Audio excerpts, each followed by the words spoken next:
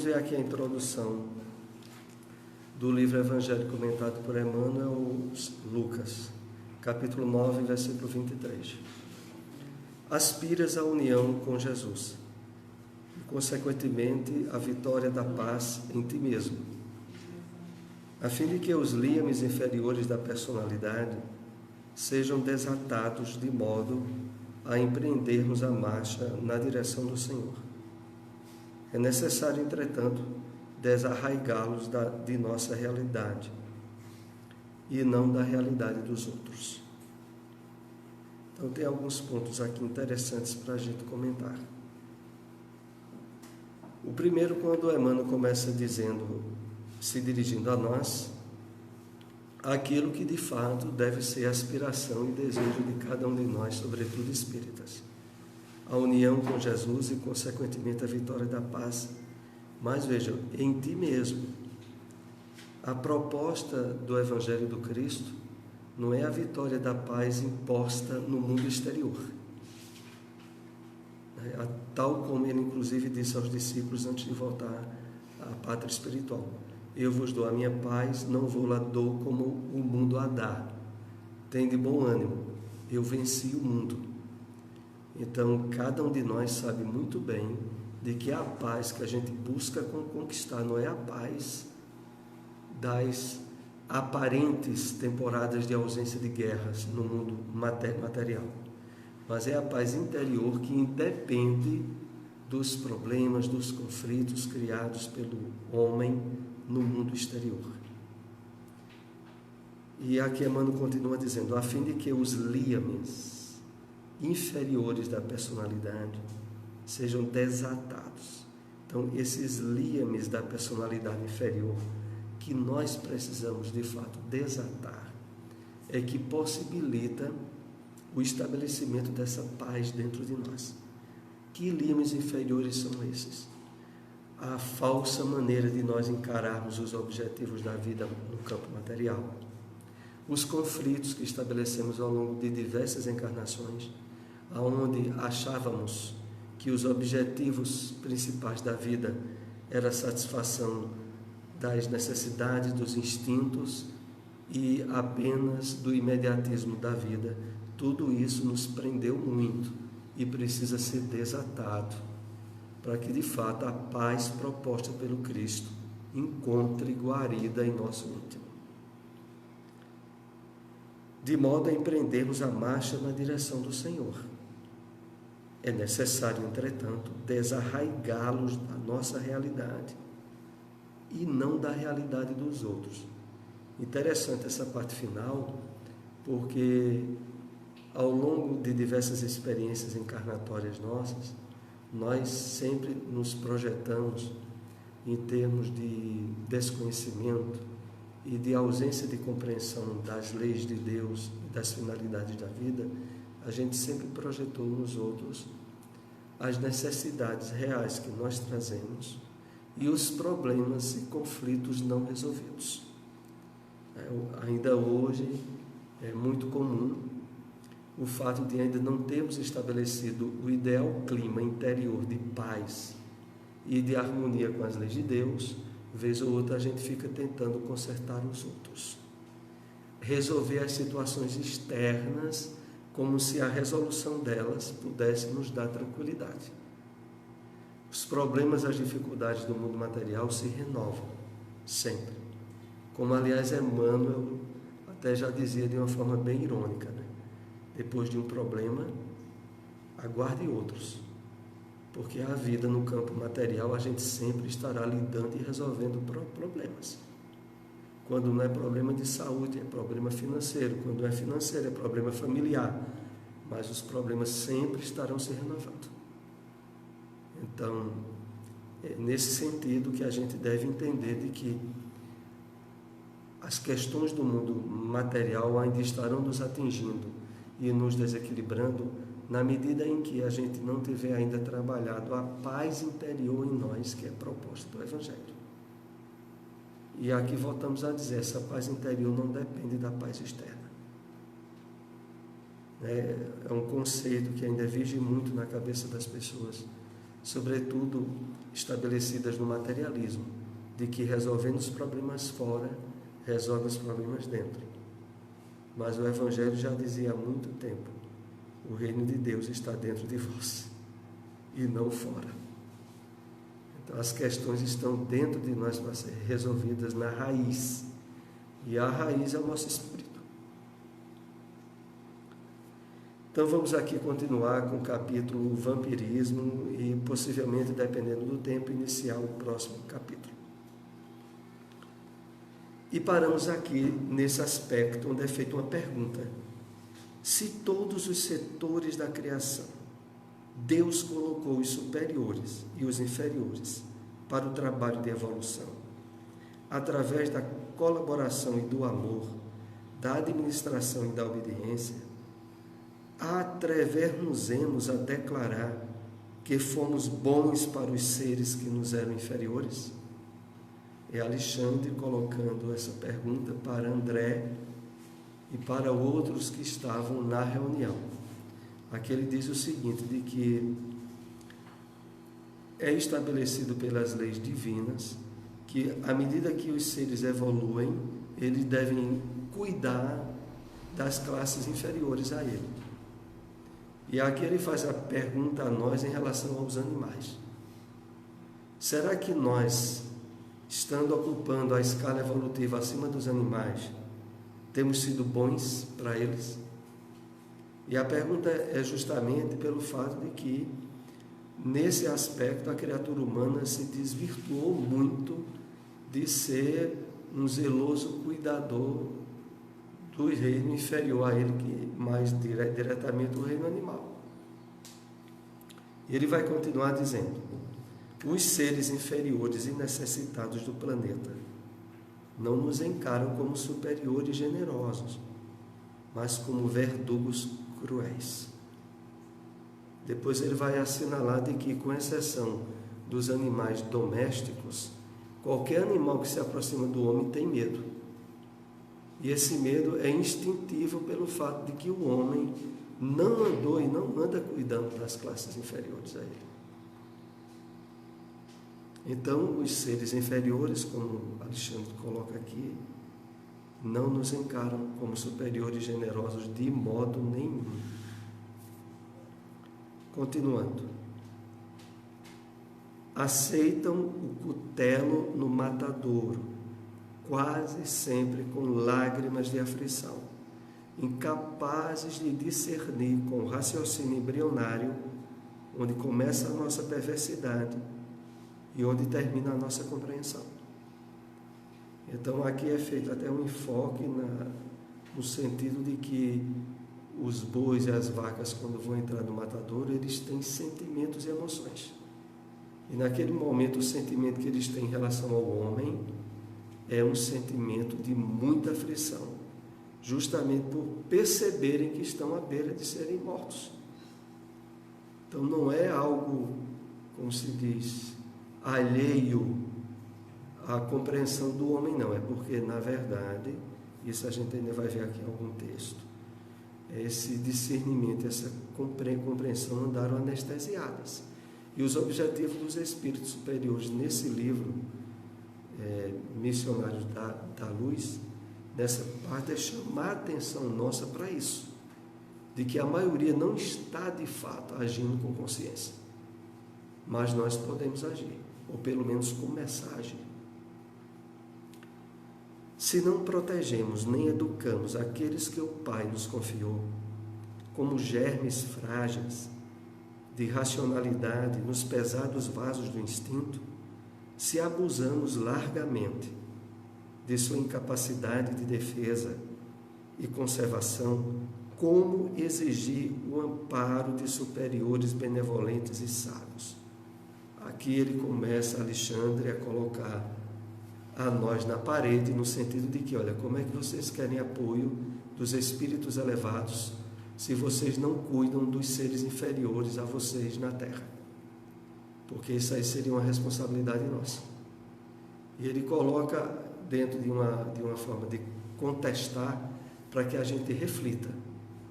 A gente precisa e busca o apoio dos espíritos superiores. E os espíritos superiores buscam acordar nossa consciência para que a gente cumpra o papel em relação aos inferiores. Aqui no caso, os animais. Como solucionar tão dolorosos problemas? Os problemas são nossos. Não nos cabe condenar ninguém. Abandonando as faixas de nosso primitivismo, devemos acordar a própria consciência para a responsabilidade coletiva. Então, já aqui, Alexandre nos chama a refletir sobre a solução do problema. Como é que se pode resolver esse problema? E ele começa, claro, deixando o caminho ideal. E qual é? O problema é de vocês, ou são nossos. E não nos cabe condenar ninguém, mas esse problema foi e tem sido mantido por nós. Abandonando as faixas de nosso primitivismo, devemos acordar a própria consciência para a responsabilidade coletiva. Então aqui ele coloca bem claro de que, olha, na medida em que a consciência de vocês está despertando, está tendo mais valores de espiritualidade, não há para onde fugir da conscientização sobre a responsabilidade disso. E ele continua: não podemos renovar os sistemas econômicos dos povos, de um momento para outro, nem substituir os hábitos arraigados e viciosos de alimentação imprópria de maneira repentina. Aqui tem algumas considerações bem importantes para que a gente pense por que ele está colocando essas frases. Vejam só. Primeiro, ele diz que essa mudança não teria que ser súbita. Mas, por outro lado, Alexandre deixa bem claro algumas coisas bem interessantes aqui, que normalmente os espíritas leem e não refletem. Veja o que ele diz sobre a alimentação de carne. Primeiro ele diz: hábito arraigado e vicioso. Ele não está elogiando em nada a alimentação de carne, não. É hábito arraigado e vicioso. E alimentação imprópria. Ou seja, é algo absurdo de se defender como sendo necessário e importante para a alimentação humana, do ponto de vista que Alexandre coloca. Inclusive, eu deixei até uns últimos slides desse estudo de hoje sobre o que a ciência, em parte, diz sobre isso. Porque não é essas, inclusive aqui é importante a gente refletir o seguinte: essas colocações não são só de Alexandre, é da ciência atual. Não é só dele, é da ciência. A questão é que a grande massa da humanidade tem fechado os olhos a isso. Para os espíritas, a espiritualidade espera atitude melhor. Só que, infelizmente, tem sido muito colocado para frente. Para frente. Esse livro é dos anos 40. A gente está há 70 anos, no mínimo, desse livro. E vai ser para quando? E, na verdade, a gente tem notado que, em termos assim, humanos mais generalizados, já se vê como um problema de questão ecológica, a questão da alimentação de carne. Já é vista com muita ponderação a alimentação de carne vermelha como sendo a principal a ser deixada. Isso do ponto de vista materialista. Não há nada a ver com o ponto de vista espiritual. E você veja, atualmente, do ponto de vista materialista, só é recomendável se alimentar 3 vezes por semana de carne branca, não é carne vermelha, branca. Ou seja, do ponto de vista materialista, está havendo muito mais evolução do que entre a maioria de nós espíritas a respeito disso. Mesmo a gente tendo tido muitos livros mediúnicos, principalmente a mediunidade de Chico, alertando sobre isso. Então aqui, encerrando esse slide, vejam só: a alimentação imprópria, hábito arraigado e vicioso. É o resumo do que ele coloca aqui sobre a alimentação de carne.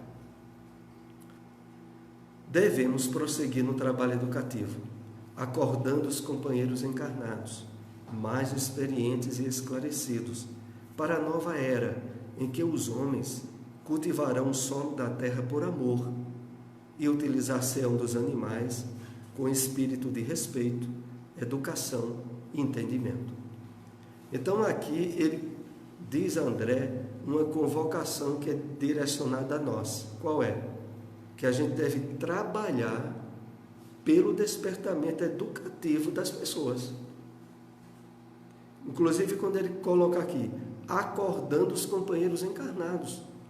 Não é para quando tiver desencarnado mudar o hábito alimentar, mas é para agora, durante a encarnação. Os companheiros encarnados mais experientes e esclarecidos. Quem são? Os espíritas. Ele está se dirigindo aos espíritas. Quem é que seriam nos anos 40 os companheiros mais experientes e esclarecidos? Os espíritas. E o que eles fizeram com a mensagem? A maioria nada. Para a nova era em que os homens cultivarão o solo da terra por amor e utilização dos animais como espírito de respeito, educação e entendimento, e não fazendo deles cemitério na barriga, como diz Humberto de Campos, em um dos livros sobre a questão da alimentação de carne. Ele usa a expressão cemitério na barriga, como sendo uma coisa que era para nos causar repúdio. Do jeito que a gente tem repúdio, por exemplo, a comer uma carne, se souber que é de um cachorro ou de um gato, só porque são animais que vivem dentro de casa, era o mesmo repúdio que era para ter com carne de vaca, de um bezerro, de qualquer animal. A gente aprendeu a ter um repúdio pelo animal que vive, mas como se fosse diferente em termos biológicos a estrutura deles. Mas todos eles têm a questão de sentir, de ter emoção, de sofrer com a morte, igualmente. Ou seja, é uma atitude um tanto quanto contraditória. A pessoa protege e tem horror se for um animal doméstico, mas se for um animal de fora, não. Aí come, não tem problema nenhum. É algo que realmente, como Alexandre pôs antes, é um hábito vicioso e, de certa forma, conflitivo com a saúde física nossa, que, aliás, a gente vai ver isso mais adiante. Semelhante realização é de importância essencial na vida humana, porque sem amor para com os nossos inferiores, não podemos aguardar a proteção dos superiores. Sem respeito para com os outros, não devemos esperar o respeito alheio. Aqui ele já começa a ser mais forte ainda, dizendo, se vocês continuarem desrespeitando os seres inferiores, a consequência disso é lógica, a gente se tornar, em termos espirituais, abertos a sofrer repercussões decorrentes disso. E quais são? Sem amor aos nossos inferiores, não podemos aguardar a proteção dos superiores. Sem respeito para com os outros, não devemos esperar o respeito alheio. Os outros aqui ele coloca como sendo os animais, não é os outros seres humanos. Se temos sido vampiros insaciáveis dos seres frágeis que nos cercam entre as formas terrenas, abusando de nosso poder racional ante a fraqueza da inteligência deles, não é demais que venha a cair a maioria das criaturas em situações enfermiças pelo vampirismo das entidades que lhes são afins. Aqui Alexandre está colocando como uma das consequências dos processos obsessivos de vampirismo o desrespeito do homem à alimentação com os animais, de ser uma forma de a gente vampirizar os seres inferiores a nós, quando a gente teria o papel de protegê-los e educá-los. É uma coisa que, de certo modo, até impacta muito que a gente, mas é possível que chegue a esse ponto de que a gente se torna mais frágeis em termos obsessivos, porque a gente anda obsidiando os animais e vampirizando as suas energias. Eu trouxe aqui só para vocês verem que essa informação de Alexandre, ela tem outros respaldos dentro da literatura mediúnica de Francisco Cândido Xavier. Vejam isso. está no livro Contos e Apólogos, capítulo 15. Veja o que é que está lá. O enigma da obsessão, é o título do capítulo. Os homens que se julgam distantes da harmonia orgânica, sem o sacrifício dos animais, são defrontados por gênios invisíveis, que se acreditam incapazes de viver sem o concurso deles. O enigma da obsessão, no fundo, é problema educativo. Ou seja, Humberto de Campos aqui coloca no mesmo nível que Alexandre colocou no slide anterior, de que por trás de muito problema obsessivo, ou de vampirismo, está a razão de o homem vampirizar os seres inferiores a ele, através da matança desumana. Então, isso é reforçado em outros livros, não é algo isolado. Então, não é algo que a gente esteja querendo dar uma conotação pessoal. Não, tem muitos livros espíritas da mediunidade de Chico retratando isso aí. Então, não é uma coisa solta apenas. Se for feita uma leitura cuidadosa em cima do tema, a gente citou aqui, por exemplo, no livro Os Mensageiros, tem um capítulo lá sobre a questão de comer carne dos animais. E Nosso Lar tem um capítulo lá sobre a alimentação, de uma confusão que houve lá por causa da alimentação de carne. Então, há vários livros de André Luiz, de Emmanuel, que trata a questão, e também de Humberto de Campos. Voltemos aqui a Missionários da Luz. Segundo observa, o legítimo desenvolvimento mediúnico é problema de ascensão espiritual dos candidatos às percepções sublimes. Vejam só, depois de Alexandre ter analisado os problemas daquele grupo, entre os quais havia problema de alcoolismo, de sexolatria, de alimentação carnívora e de excesso de alimentação. Depois dele analisar isso, nesse capítulo Vampirismo, ele vai dizer o quê? Olha, veja só, o desenvolvimento mediúnico é problema de ascensão espiritual dos candidatos às percepções sublimes. Ele está dizendo o que aí, por trás dessa colocação?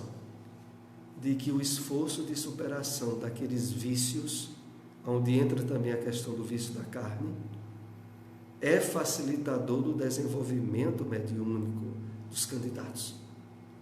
De que todo aquele conjunto de desequilíbrios e de vícios problematizam a educação e o desenvolvimento mediúnico.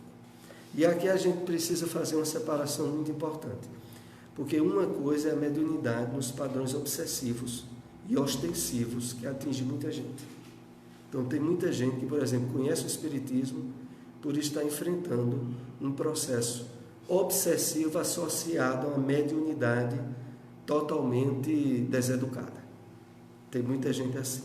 Bom, essa é uma questão que normalmente, quando as pessoas fazem um tratamento de passes, de estudo do Evangelho, de reforma íntima, aquele aspecto da mediunidade pode continuar ou não.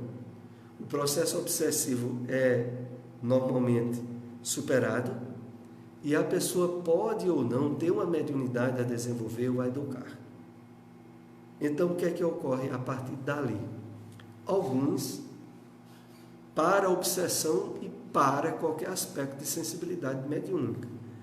Outros que continuam tendo a sensibilidade mediúnica, porque normalmente tem compromisso nessa área, inclusive na seara espírita, por ter sido tratado no centro espírita.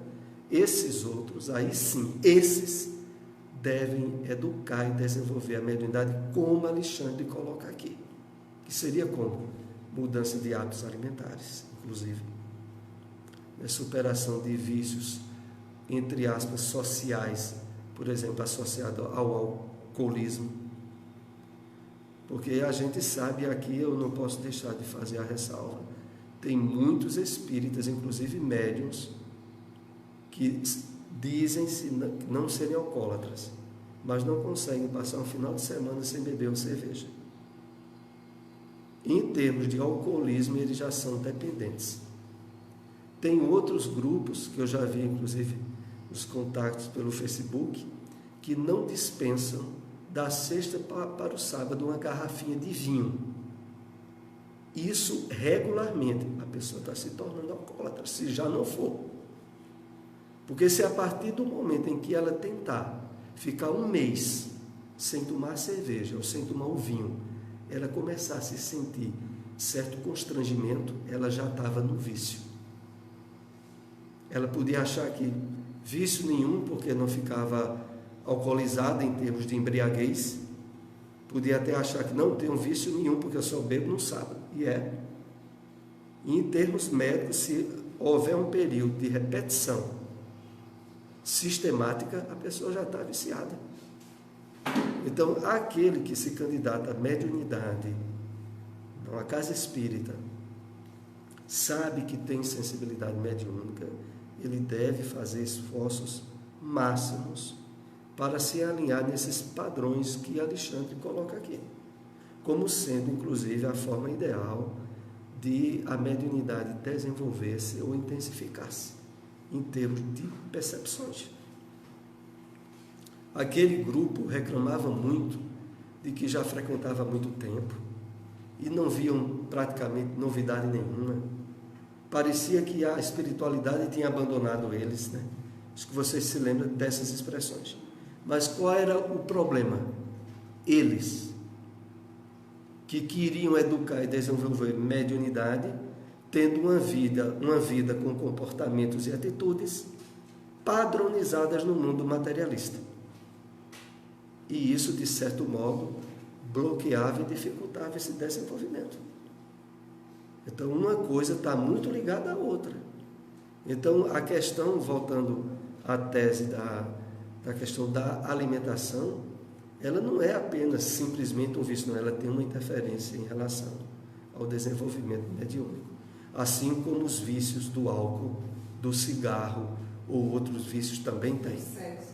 E o sexo desequilibrado, que é outra área que no mundo atual, nos padrões do materialismo,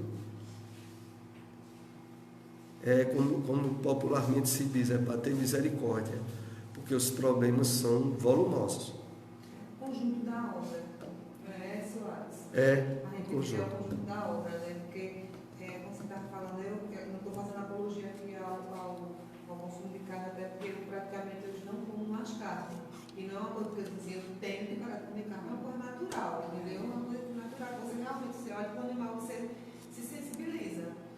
Mas, assim, a gente que estuda, que a gente conversa com outras pessoas, a gente tem que realmente mostrar o que o Espiritismo acredita, o que a gente tem provas, mas que a melhoria de cada um é um conjunto.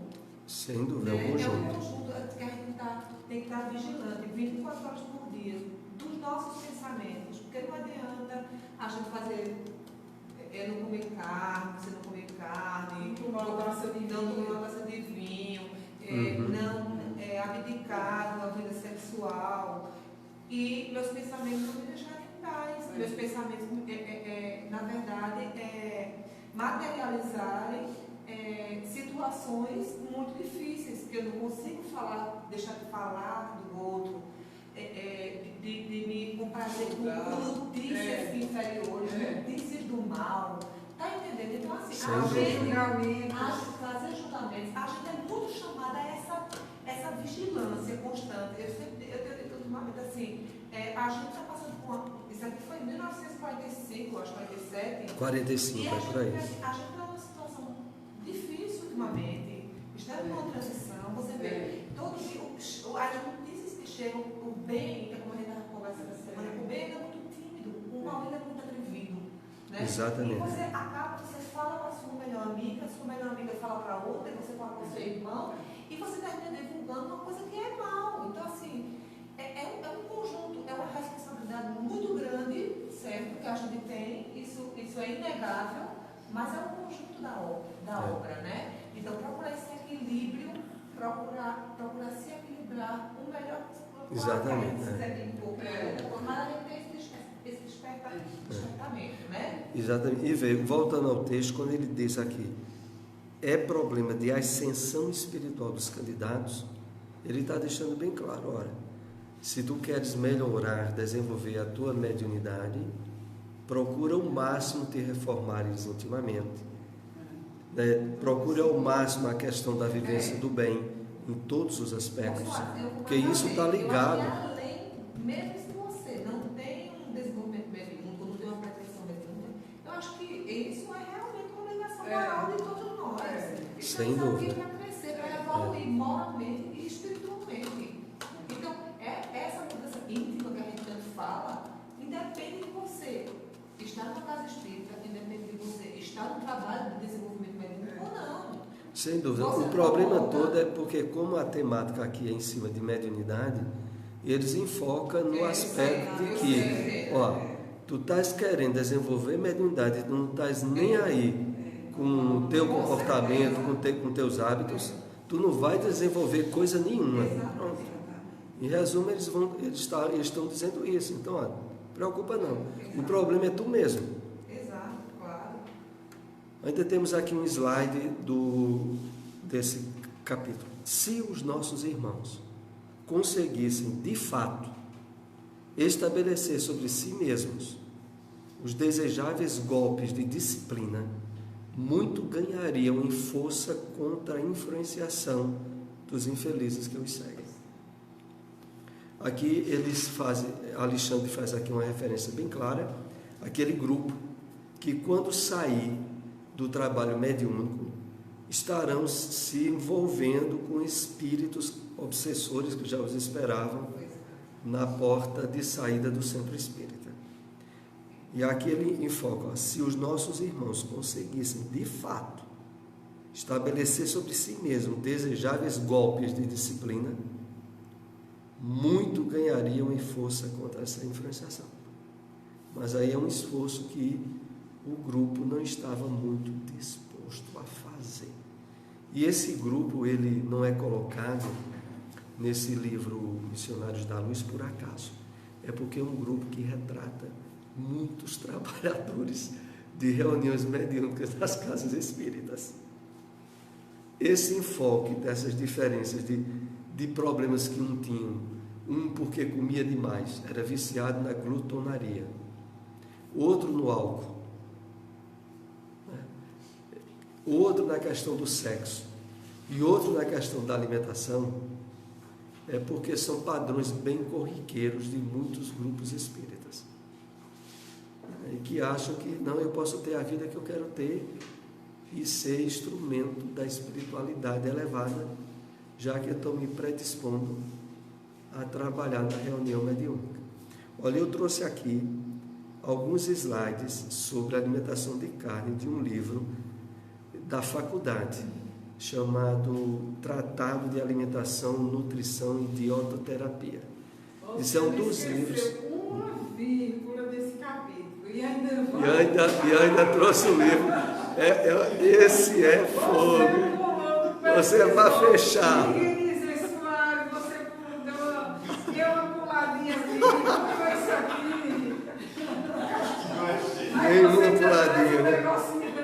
Para complementar. É fogo, né? Só que agora é repeteco científico. É científico. Vê, eu extraí esse texto da página 1025. Esse foi um dos livros que minha filha estudou no curso de nutrição dela na FAVIP.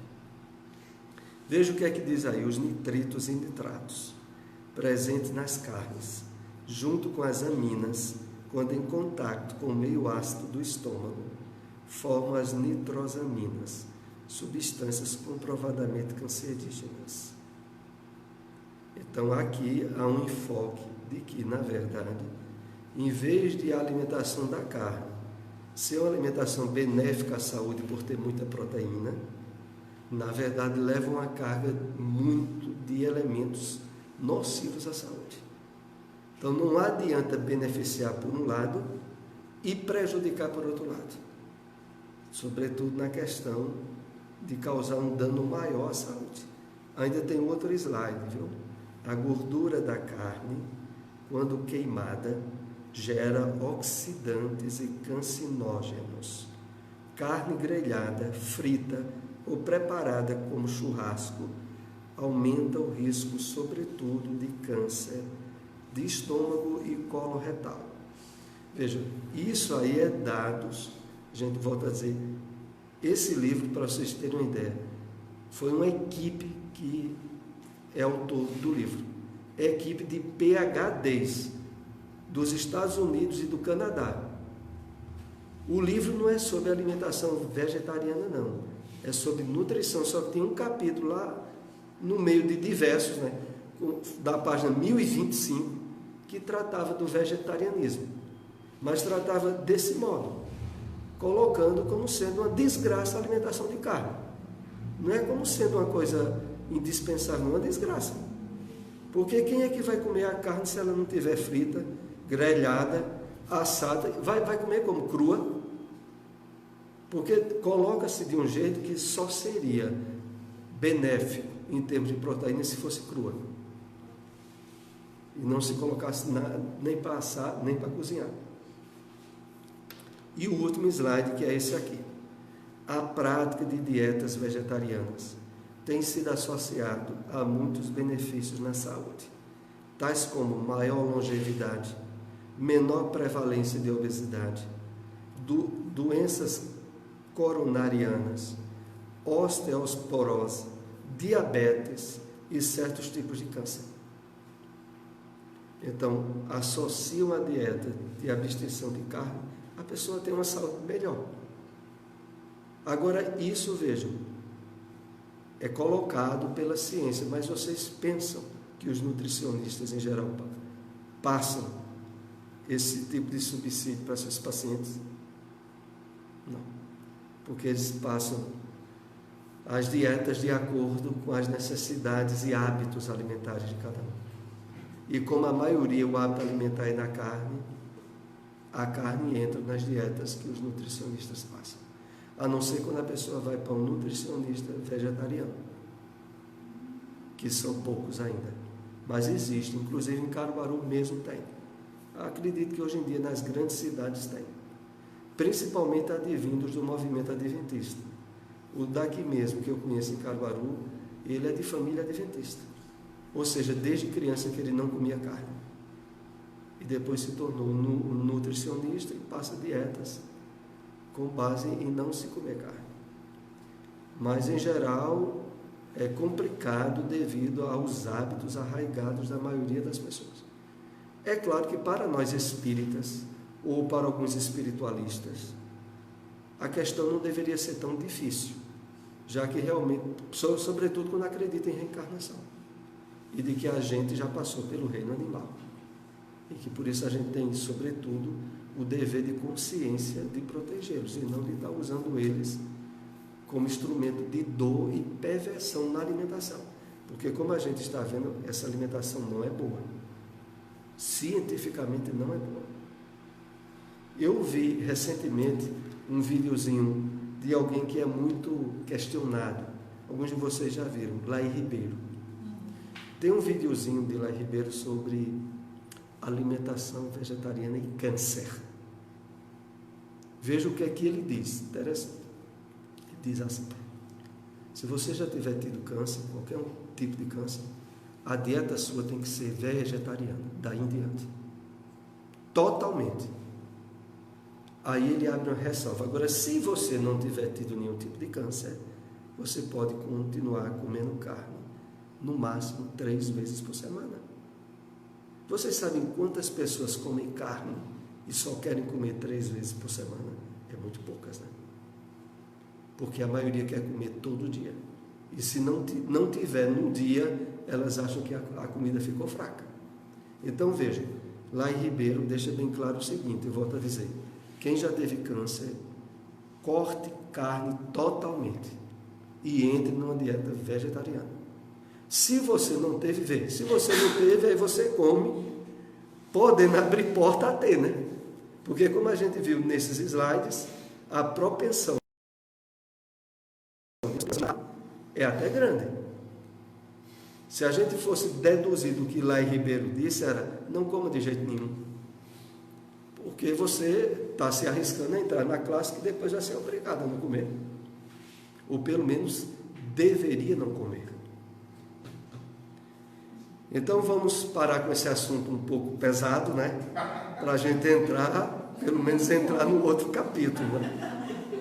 Mas esse assunto é mais pesado para os animais, não é tão pesado para a gente não, para os animais. Vamos entrar aqui em influenciação, que é o capítulo seguinte. Vamos ver pelo menos uns... Mas a gente estabeleceu que esse estudo iria até às 9, não foi? Te lembra? Que a gente estabeleceu que ia haver um diálogo maior. Vocês se lembram, né? Em vez de ser 15 para as 9, iria até às 9.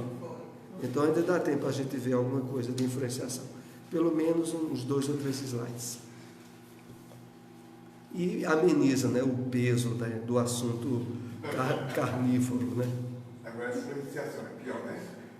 Bom. Essa é pior, só.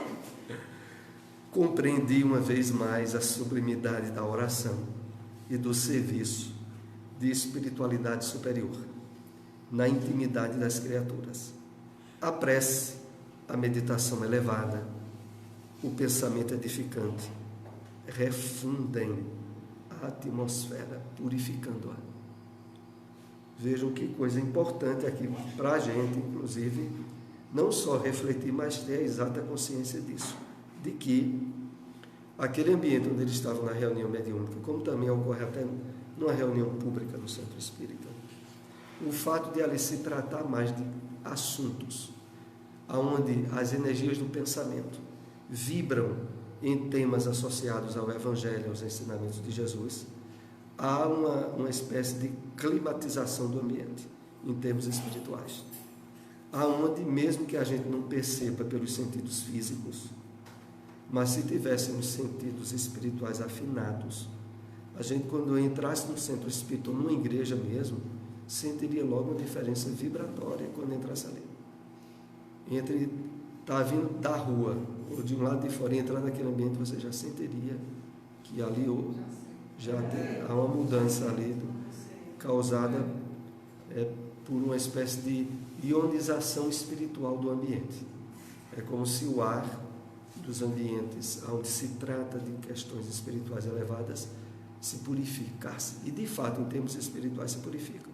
E aqui Alexandre acrescenta dizendo: a prece, a meditação elevada, o pensamento edificante refundem a atmosfera purificadora. Não é por outro motivo que se recomenda tanto a prática do Evangelho no lar, né? Que aqui a gente tem que lembrar que, de fato, ajuda muito a uma mudança de clima vibratório, espiritual dentro da casa, aonde rotineiramente se faz o Evangelho no lar. Porque essa mudança também não é só nesse ambiente, em qualquer ambiente onde a gente habitualmente estude e leia assuntos elevados. Se, por exemplo, a gente, na casa onde a gente mora, a gente tem um lugar habitual para ler e estudar, aquele local ali ele vai ficar num clima mais ionizado, mais purificado do que outros na casa, porque ali o pensamento nosso terá estabelecido, em termos de maior permanência, esse nível de energias sutis, de energias elevadas. O oposto também é importante a gente aqui se referir. Há muitos médiuns e sensitivos que, se por exemplo entrar no cemitério, num hospital ou numa cadeia, não se sentem bem e evitam ao máximo esses ambientes. E a causa é dedutível. É a consequência da predominância de vibrações de sofrimento, de dor ou de revolta naqueles ambientes. Então, um ambiente como um presídio, onde o clima de raiva, de ódio, de pensamentos associados ao crime mesmo e ao mal predominam, há muitas pessoas com certa sensibilidade mediúnica que não entram ali. Se aproxima, já se sentem mal. E a causa é essa que a gente está vendo. E é por isso que, às vezes, tem centros espíritas onde cria-se uma equipe de visita ao hospital ou a presídio.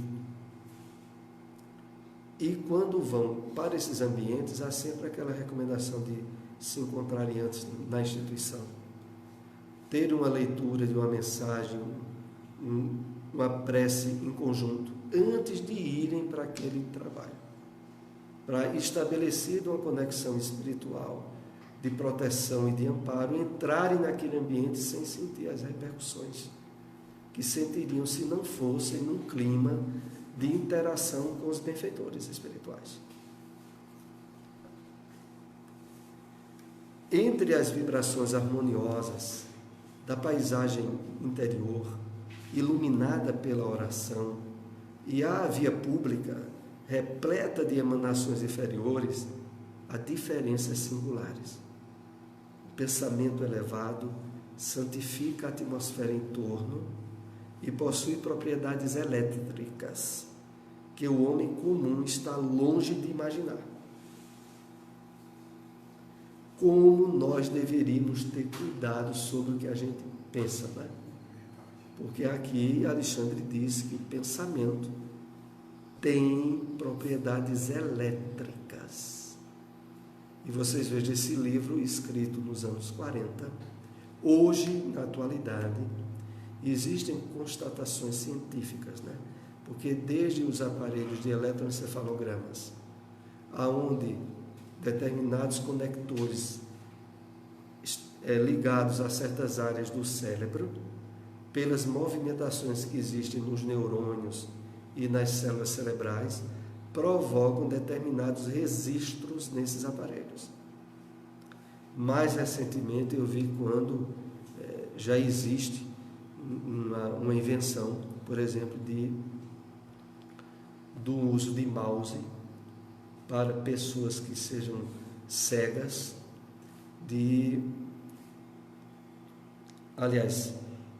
pessoas que têm dificuldade em movimentar com o pensamento conectado, fazer os comandos no computador. Então, de fato, há um circuito elétrico que hoje a ciência comprova através das ligações do pensamento nosso. E em relação ao clima do ambiente, a questão toda é a predominância. Qual é o tipo de pensamentos habituais que predominam naquele ambiente? Porque é essa predominância que vai caracterizar. No caso aqui, quando eles começam a fazer a referência de que a via pública repleta de emanações inferiores, é um fato lógico e natural. Porque pelas vias públicas, pelas calçadas, movimentam pessoas na terra, sobretudo, em suas maiores agitações interiores. Pressas, compromissos, problemas, dificuldades. É o que mais está na mente das pessoas quando elas estão nas vias públicas. E é esse conteúdo que subsidia as emanações vibratórias do éter ou da atmosfera na rua. Então a gente sai do centro espírita para que a gente mantenha aquele nível de ligação com a espiritualidade elevada. A gente tem que estar com o pensamento direcionado àquilo que houve. Se o direcionamento nosso já se volta para as questões materiais, a gente já cortou aquele clima interior quando saiu do centro espírita. É muito difícil, né? Não sei, preciso ser policial mesmo. É a melhor vigilância que existe, segundo Emmanuel, é a prática incessante do bem. Se em todo lugar onde a gente for, a gente saísse do centro, já com o pensamento em onde tem alguém para eu ajudar, aí, porque a questão da vigilância, ela está muito ligada ao que você está fazendo. Porque é ali que está seu pensamento. Então, o que é que você está querendo fazer? É aí onde está seu pensamento. E aí é onde você está interagindo com outros espíritos. O pensamento elevado santifica a atmosfera em torno. Então, é essa colocação que é colocada. De fato, estabelece uma espécie de santuário interior e exterior a nós, com as características habituais do que a gente pensa nos lugares.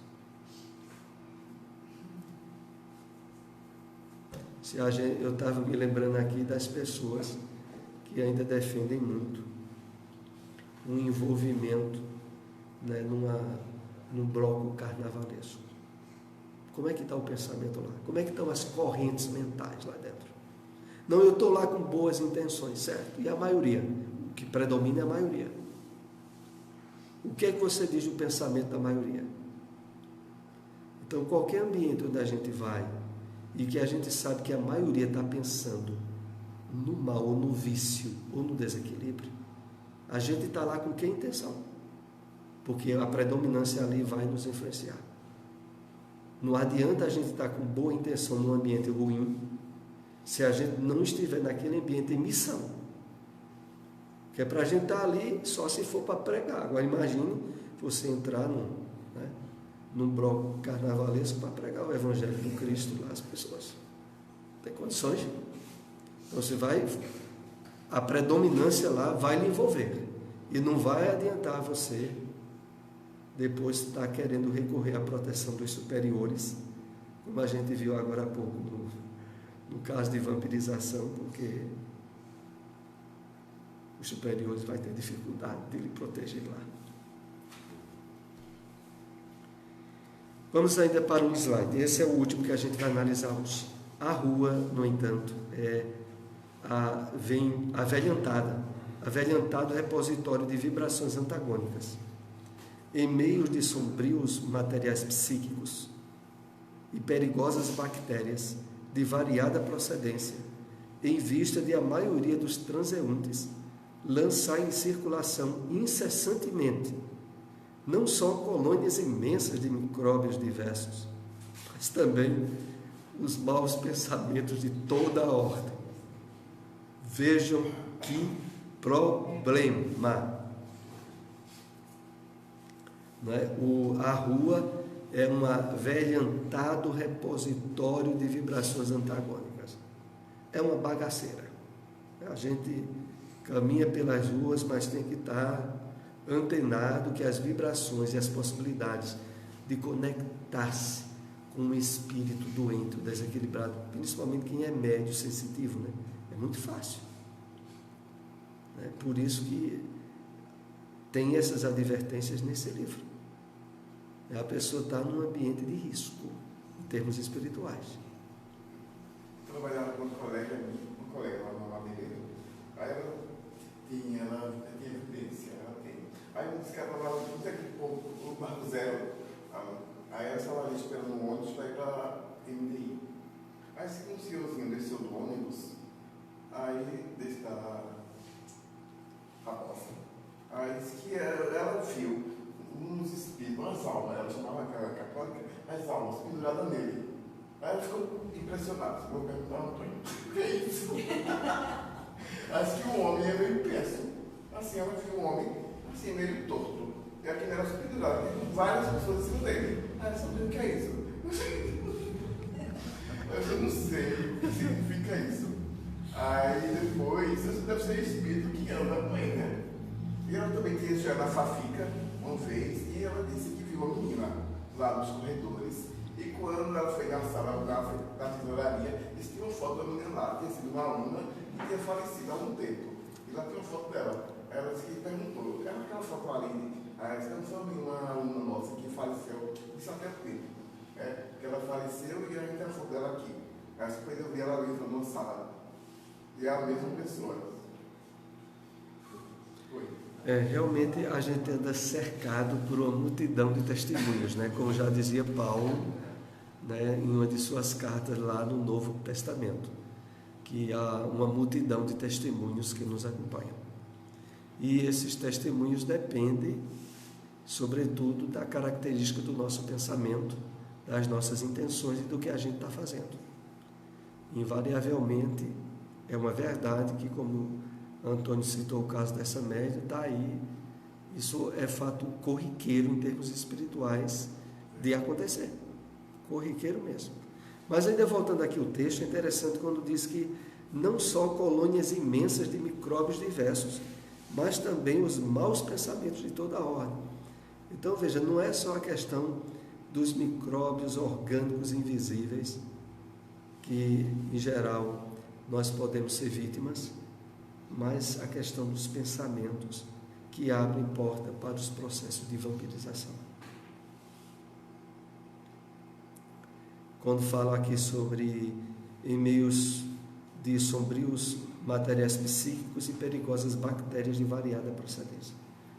Variada aqui porque eram bactérias tanto de ordem física quanto de ordem psíquica, pelos hábitos viciosos da maioria das pessoas, e que esses hábitos emanam essas bactérias. Nós vamos interromper aqui o nosso estudo de hoje. Continuaremos com esse capítulo na próxima semana. Vamos para a prece, né?